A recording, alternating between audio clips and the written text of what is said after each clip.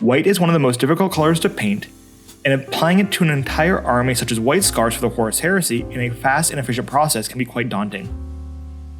Normally when painting white schemes such as this, I turn to my airbrush as it's a pretty easy process to get a good layer of white paint down, which can be difficult with a brush due to how transparent most white paints are.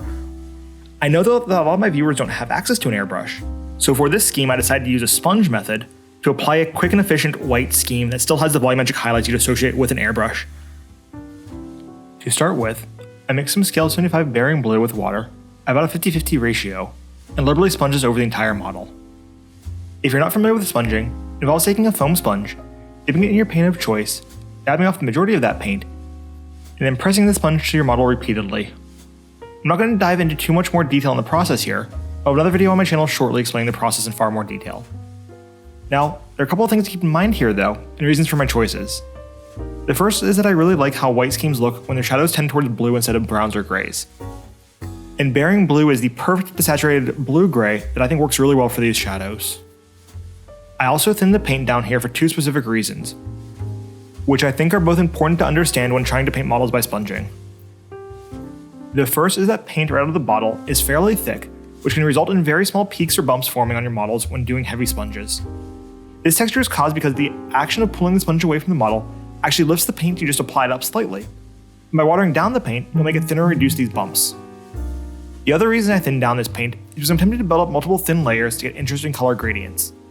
This is an idea that I stole from airbrushing, but in effect I am looking to apply subsequent sponge applications of the same color over progressively smaller and smaller areas to build up the color intensity in those areas, in effect adding volumetric highlights. You can kind of see this happening here when I'm applying multiple layers of bearing blue, but it will become much more apparent when I hit the model with white next. At this step though, my primary goal is to apply a fairly pronounced layer of bearing blue over the entire model, leaving the black primer only in the very deepest of recesses, and even then, only a very light showing of it. It took me about 4 rounds of sponging to get to this point, and as you can see there's already a mottled appearance being built up that will convey into really nice texture in subsequent steps. One of the drawbacks of sponging though that I need to call out is sometimes it's really hard to reach certain areas of the model. On this guy, I had an almost impossible time reaching the chest plate under his right arm, so I used a paintbrush to stipple on some blue into the area. Eventually though, I did actually tear this arm off. It was just far easier to sponge the white later on and then reattach the arm than trying to use a brush to stipple on white. If you know going into your build though you're planning to use the sponge method, I'd recommend giving a little thought into your build process and leave off the parts and make sub-assemblies for areas that will have this significant overhang like I had on this right arm. Next I moved directly onto sponging on white in the same manner. This is where thinning the paint really comes into play, as I'm able to gradually build up volumetric highlights using a single color, is by sponging on progressive layers on smaller and smaller areas. For the first pass with white, I'm really just looking to get good coverage and apply it over the entire model. As you can see though, it still leaves a pretty good amount of the bearing blue showing through this layer, which gives a bluish teal look to the model. If I was instead sponging on unglued white paint here, I'd get a much more pronounced difference between the parts that are sponge hit and the ones that didn't, and the overall effect will not be as good. I continue this process 2 more times, with each pass hitting a smaller and smaller area, focusing on parts of the armor where we have the most light catching them, such as the tops of the helmet and shoulder pads. You can also get some really good reflections going on in the leg armor by carefully sponging on vertical lines running up and down the light piece as I'm doing here. The one last thing I wanted to call out here is that when painting white like this, it's really important that you try to get your mid-tone to a pretty light color and cover a good chunk of the model with it. Otherwise you run the risk of the model not actually looking like it's white, and instead looking like it's blue, gray, or brown with white highlights. On the first test model I painted for this video, I made this mistake and the model ended up looking more teal or blue than white. This model was painted in pretty much the exact same process outlined here, but because I left too much of the darker color showing through unaltered, I get a totally different result, and one that I didn't think red is an instantly recognizable white scar marine. After the white armor is done, I next moved on to the red markings that feature predominantly on white scars models. I found that the best way to do these is to simply freehand them, which I know can be a bit of a scary proposition to some, but I have a couple of tricks that should make it easier. The first is when freehanding, I always mix into my paint with some ink to thin them down. In this case, I use Scale 75 Antares Red with red ink. This lets the paint flow off the brush far easier as it's thinner, as well keeps it from drying out on the tip of your brush, which can be a real pain. But unlike water, ink does not actually decrease the opacity of your paint, which means you still get good coverage with a single brush stroke. Also, when freehanding simple shapes like this, I found that it really helps to mark off certain parts of the shapes first, to get your spacing right, and it helps ensure some consistency.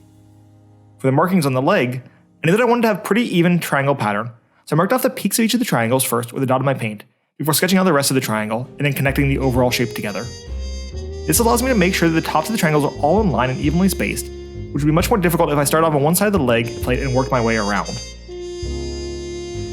I also applied a bit of Carroburg crimson into the recesses of the parts I just freehanded to provide a little more definition and shading. One of the nice things about my rather grimdark painting style, though, is you can always cover up mistakes with more weathering. There were a few areas of this leg emblem that I really was not quite happy with, so I just dipped my sponge in some undiluted white paint and sponged on to make it look like the paint was rubbing off and showing the bare white paint underneath the red embellishments. I hear all the time that people do not use enamel or oil paints because they don't have an airbrush, but I'm not really sure why that's the case. Sure, it's easier to apply the various varnish steps via an airbrush, but as I'm showing here, you can easily apply the first gloss varnish step over the entire model with a normal hairy brush. The only thing I look out for here, though, is that some varnishes are a little bit thick, so you might want to mix in some clean water to prevent visible brush strokes. After the varnish is dry, I applied some MIG streaking grime into the recesses of the Marine's armor. I'm being a bit careful here, as I don't want to stain the white armor, only add some grime into the nooks and crannies. This is also one of the reasons why I put down gloss varnish previously, as the glossy surface allows for the enameled wash to flow more easily into the recesses, so all I really need to do is gently tap my brush to where I want the grime to go, and the washes will spread out on its own. This process can be a little messy though, and depending on the brush you use, it's very possible that you'll get some of this streaking grime where you don't want it to go, and that's okay. When this happens, I just wait for the enamel to dry and then wipe it away, either with a foam makeup remover or a brush damp with mineral spirits. It's critical you wait for the wash to dry before trying to remove it though, as otherwise you run the risk of just smearing the paint around instead of rubbing it off. Once I'm happy with the remaining grime on the model, I set it aside and let it dry overnight. I next apply some AK Interactive Ultramatte varnish over the entire model with a large brush, so it's critical that the enamel is completely dry and any extra mineral spirits have been completely evaporated from the model. Once this occurs though, there is no issue with painting acrylic paints and varnishes on top of the enamel using a normal brush. In fact, I am really just using the matte varnish here to remove the gloss finish from before and help prevent the paint from rubbing off. It's not strictly necessary to do though, and you can continue moving forward with enamel paints after this point. All that's really left to do here is to trim the shoulder pads, and I wanted to imitate the metallic red appearance from the artwork in the black books. So start off by applying a layer of Scale 75 heavy metal over the trim, and then washing the entire thing with Games Workshop Carroburg Crimson. The crimson does not really give the vibrant red coloration I'm looking for, but it's a great way to add some contrast to the trim, as you can see here how it pulls around the rivets and adds a little more depth to the trim. In order to increase the vibrancy of the red, I next applied 2 thinned down layers of red ink all over. This ink is quite transparent, so it maintains the metallic look of the heavy metal below and the shading from the Carroburg Crimson, while tinting the metal red and increasing its saturation. I also do a very rough edge highlight here of speed metal, and instead of doing a straight line, I kind of more perform a stippling motion to add to the more textured appearance of the Marine's armor, while still adding a little bit of highlight to the trim. Finally, to get a little more contrast on the trim, I glazed some Magos purple into the deepest shadows. This step's not necessary, but I like how it looks and adds just a little more detail to it that really kind of brings the model to life. For the eyes, I decided to go with a red glowing look, which I have detailed more in my tutorial that I'll link in the upper right hand corner here as far as how to get this effect. In short though, it's really just a white layer over the eye, followed up with a fluorescent paint, then a wash, then another step of white highlights plus fluorescent paint, which adds a very nice looking and vibrant eye glow effect that draws your viewer's attention up towards the eye and to the face, which is where you want it to be. So that's really it for this kind of non-traditional white color scheme for Horus Heresy white scars. I found it a pretty fun process to paint actually, as all the sponging is really a more painterly approach to painting models as opposed to a tight and fast layer, wash, layer, step, and edge highlight that you see with Games Workshop. I haven't painted a full squad with this effect yet, but I do think it'd be a pretty fun painting process to knock out an entire squad relatively quickly that still has some really nice volumetric highlights and contrast that look good from across the tabletop as well as up close.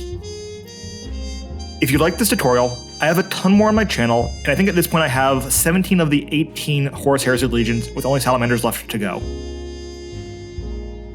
I'm also always looking for more ideas for new content, so if you have any thoughts below on tutorials you'd like to see, either conversions, painting, or other things such as tactic reviews or army list analysis, please let me know in a comment below, and I'll work on getting some more content out in the next couple of weeks.